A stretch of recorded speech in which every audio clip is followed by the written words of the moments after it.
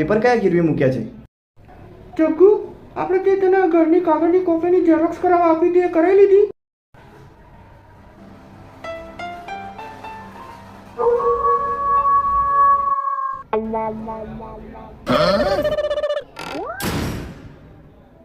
દીદી ચા મૂકો ને જરા.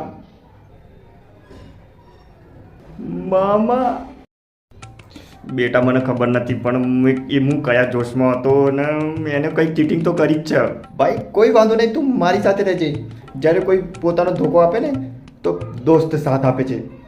ખબર મગજ વગરની, અને જો વધારે પડતી જો ભડકાઈ કરી છે ને તો તારા બે ટોટિયા વચ્ચેની કટોરીઓ નીકાળીને એમ જ તને સૂપ પીવડાય. શું કીધું? લાગે છે બહુ મજેદાર વાતો થઈ રહી છે. કેવી પોતાની બરબાદી પર હસી રહ્યા છે. અરે ઘર વેચાઈ ગયું છે. આજ મફલરનું ટાવલ બનાવીને આપની બે ટાંગો વચ્ચે ઘસજો. ટાવલને શું કરવાનું છે? ઘસવાનું છે, ઘસવાનું છે.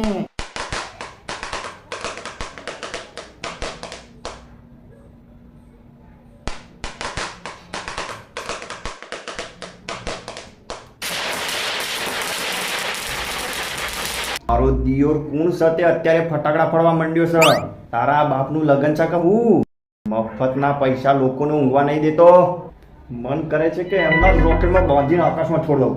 તારા જેવી રીતના હશે ને બેટા, મારી તો હિંમત નહીં. તું કહી દે ને યાર. મામા એમનું ઘર વેચાઈ ગયું છે. આટલી મોટી ખબર હું કેવી રીતે બતાવું? કોનું ઘર વેચાઈ ગયું? આપણું ઘર વેચાઈ ગયું છે. આ ઘર વેચાઈ ગયું છે. શું કરવાનું? પણ કેમ? કેવી રીતે? તમને સંભળાય છે? હા, તો કોનું ઘર વેચાઈ ગયું? તમે સાંભળી શકો છો? અરે હા, કોનું ઘર વેચાઈ ગયું? તમને સંભળાય છે?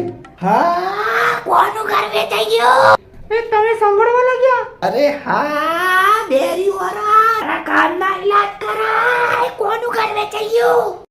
સારું તો તાણે હું કહું એ ગીત કયું છે એ કહીને બતાવ. રોકીના બાપા, હું એકી વસ્તુ પૂછે છે ક્યારના, કોનું ઘર વેચાઈ ગયું? અરે કોઈનું ઘર નહીં વેચાયું, હું તો મજાક કરતો તો.